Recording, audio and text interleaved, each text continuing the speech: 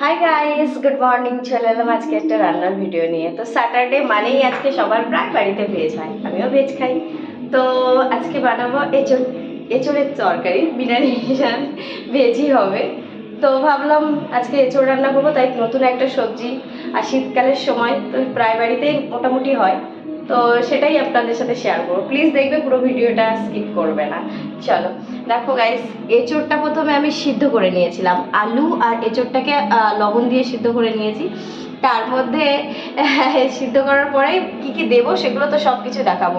সিদ্ধ করার পরে ওটাকে ভেজে নিতে হয়, তো তেল দিয়ে একটু ভেজে নেবো। চলো দেখাই, তোমাদের সাথে শেয়ার করি। চলো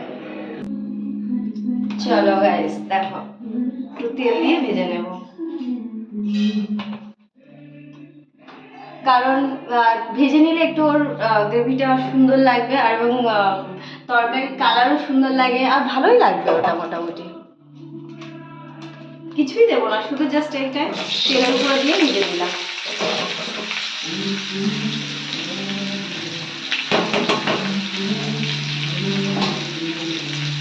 এতে একটু পারলে হলুদ দিতে পারি, কারণ হলুদ দিলে কি হবে, কালারটা একটু ভালো লাগে। সাদা সাদা ভালো লাগছে না।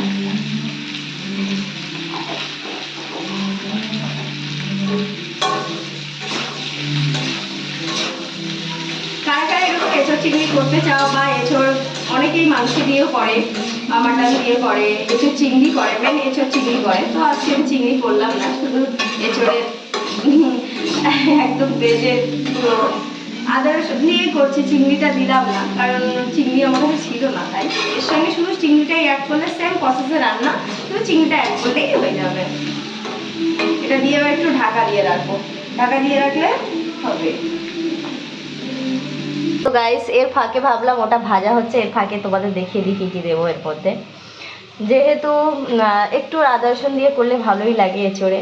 তো দেখো গাইস, একটু আদা, একটু রসুন কুচি, পেঁয়াজ কুচি, টমেটো কুচি, কাঁচা লঙ্কা, আর আমার আছে জিরে আর হলুদে, যেটা আমার মেন রেসিপি।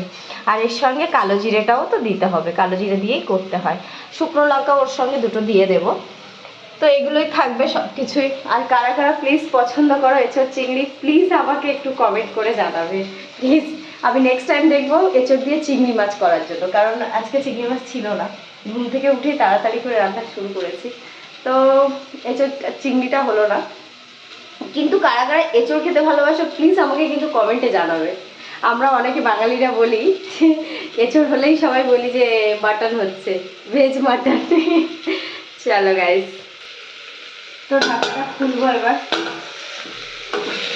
হাত পুড়ে যাওয়ার ভয় আছে, রিসেন্ট আমার পুড়ে গিয়ে এখানে অলরেডি কালো সাদা হয়ে গেলাম। হালকাই ভেজে নেবো, কারণ অলরেডি আমার সিদ্ধ করা ছিল না, তাই আমি বেশি ভাজবো না। তাই হালকা এবার আলুগুলো দেখো লাল লাল হয়ে গেছে। অনেকদিন পরে এঁচোড় খাচ্ছি আমি, তাহলে এটাকে একটু হালকা নামিয়ে নেবো, আর একটুখানি হোক লাল লাল হয়ে যায়, তারপর নামিয়ে নেবো। ঢাকা দিয়ে নিলাম। তো চলো গাইস, এবার ঢাকাটা খুলে, এবার যেন একটু ভাজা ভাজা হয়ে গেছে। হ্যাঁ দেখো, এবার লাল লাল হয়ে গেছে। আর আমি তো খুব বেশি তেল খাই না, কিন্তু এছাড়া একটু তেল তেল মশলা না দিলে ভালোই লাগে না।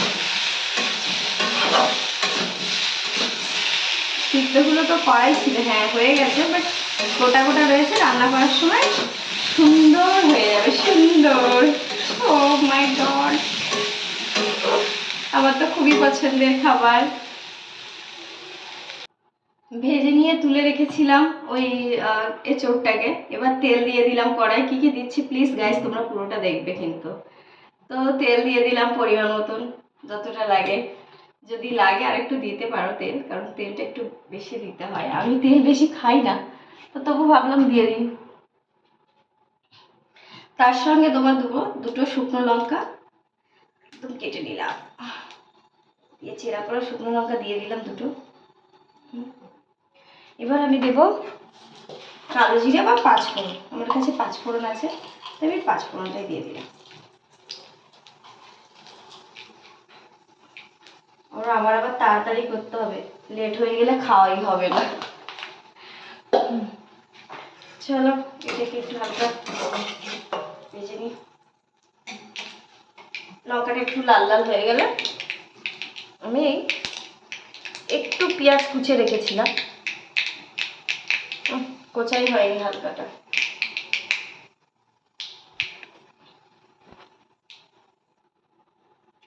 পেঁয়াজটা একটু শুকা ছিল ওটাই দিয়ে দিলাম।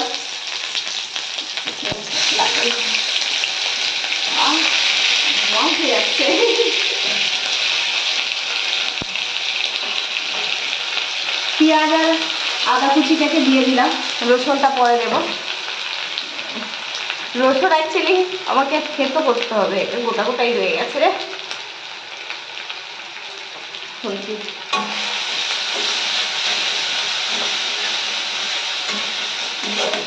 আমি বেশি মশলা দিই না, মশলা বেশি দিয়ে আমি রান্না করি না। রসুনগুলোকে হালকা একটুখানি পেস্ট করে নিচ্ছি, কারণ গোটা গোটা থাকলে ভালো লাগবে না। এতে অনেকে আবার গোটা রসুন দিয়েও খায়, আমি তো গোটা রসুন আজকে টাইম নেই, দিতে পারছি না। আমিও রসুন খেতে খুব ভালোবাসি, গোটা রসুন। আমি অলমোস্ট সয়াবিনের তরকারিতে গোটা রসুন, সব জায়গাতে গোটা রসুন দিয়ে দিই।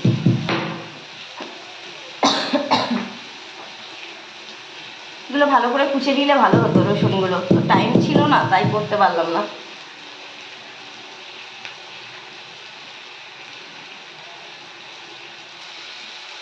দেখো গাইস,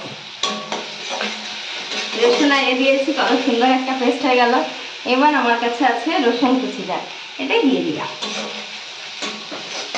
খুব ভালো করে তেতা হয়নি, তোমরা পারলে গ্রেড করে মানে ইয়ে করে নিতে পারো, পেস্ট করে নিতে পারো ভালো করে। আবার হলো না, যাই হোক এবার ওভেন একটু জোরে দিয়ে দিই। আমার কাছে ছিল টমেটো পেস্ট আর কাঁচা লঙ্কা চেরা, দিয়ে দিলাম পুরোটাই।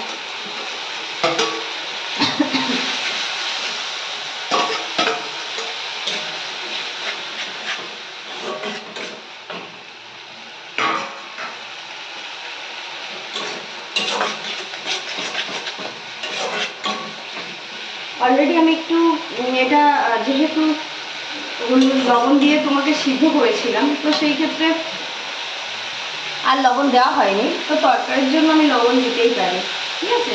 যেহেতু ওখানে যে পরিমাণটা দিয়েছি তার তুলনায় কম দিতে হবে, যদি লাগে আবার দিয়ে দেবো।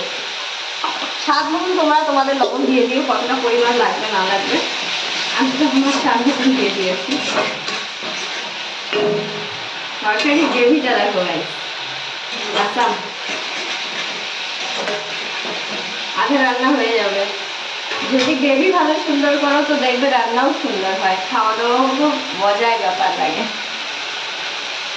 তো একটু ঢাকা দিয়ে রাখি, যেহেতু ওটা তেল ছাড়ার জন্য একটু ঢাকা দিয়ে রাখতে হবে, তো ঢাকা দিয়ে রাখলাম একটু। তো চলো গাইস, ঢাকাটা খুলে দিয়ে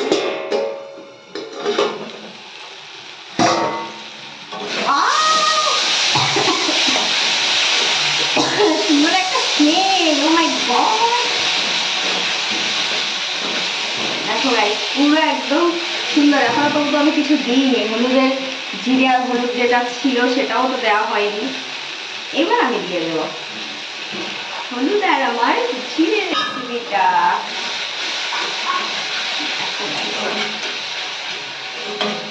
গ্রেভি দেখো, শুধু তেল ছেড়ে দিয়েছে, কত সুন্দর গ্রেভি। মানে আমার হাফ রান্না অলরেডি হয়ে গেছে। এখন তেল ছেড়ে দিয়েছে, এবার তুমি এটা দিয়ে দিতে পারো।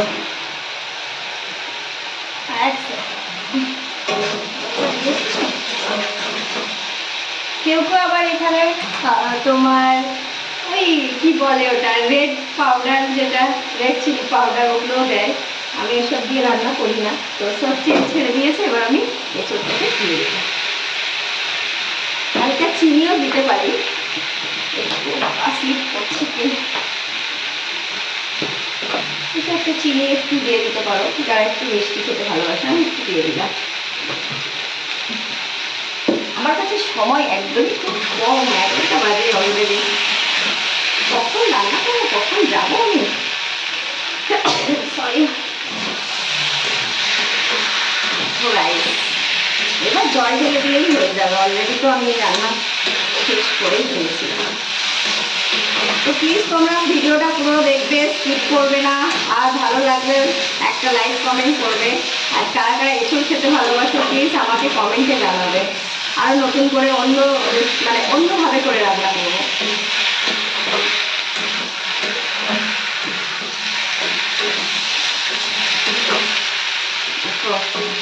অলরেডি আমি মাংস রান্না করে নিয়েছি, সেন্টে যা বেরিয়েছে পুরো মাংসের মতো। ভেজ মাংস হচ্ছে আজকে, আবার ঢাকা দিয়ে রাখলাম কিছুটা, এবার জল দিয়ে। তো চলো গাইস, ঢাকাটা আমি ওপেন করে দিই। 2-3 মিনিট 1 মিনিট মতো ঢাকা দিয়ে রেখেছিলাম। এবার আমি একটু জল দিয়ে দিই।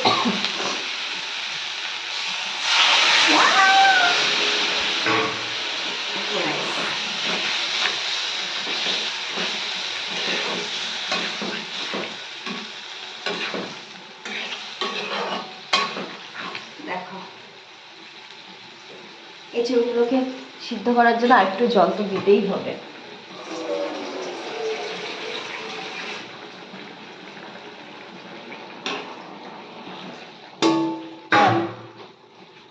দিয়ে দিলাম, এটাকে হালকা এবার একটু ফুটে উঠলেই নামিয়ে দেবো। আর তার সঙ্গে শীতকাল মানেই তো ধনেপাতা, সব বাড়িতে বাড়িতে পাবে ধনেপাতা, তো এর উপরে আমি একটু ধনেপাতা ছড়িয়ে দিলাম। আমার কাছে টাইম নেই, তো আপনি চাইলে তরকারি হয়ে আসলে লাস্টের দিকেও দিতে পারো, তো আমার কাছে একদমই টাইম কম, সেজন্য ভাবলাম আগে থেকেই দিয়ে দিই। ধনেপাতাটা দিয়ে দিলাম। এবার যখন হয়ে আসবে গরম মশলা দিয়ে আমি নামিয়ে নেব। আমার হয়ে যাবে রেসিপি, এঁচড়ের রেসিপি কমপ্লিট। লবণ হয়েছে কি আমি একটু টেস্ট করে দেখি, একটু কম লাগছে। সো আজকে মেজারমেন্টটা একটু বেশি ছিল তো, তাই জন্য আন্দাজ করতে পারলাম না। আচ্ছা চলো, হয়ে গেছে। দেখো গাইস, তো সুন্দর একটা স্মেল আসছে না, কি বলবো, বোঝাতে পারবো না। ফুটে উঠলেই গরম মশলা দিলেই রান্না কমপ্লিট। চলো লাস্ট পর্যন্ত তোমাদের সাথে শেয়ার করবো। Bye bye. তো গাইস 5 মিনিট আমি পরে ঢাকাটা খুলছি, ওপেন করছি। দেখো আমি অলরেডি রেডি হয়েছি। দেখো গাইস, আমার তো তরকারি রেডি পুরো, পুরো একদম সিদ্ধ হয়ে গেছে, পুরো সিদ্ধ হয়ে গেছে, পুরো ভেঙে যাচ্ছে। দেখো গাইস,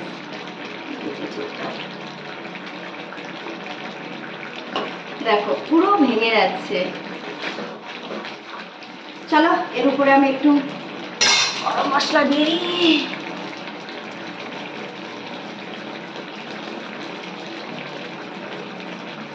চলো হয়ে গেছে, এবার আমি নামিয়ে নেব। অলরেডি আমার লেট, তো গাইস এবার আমি নামিয়ে নিলাম।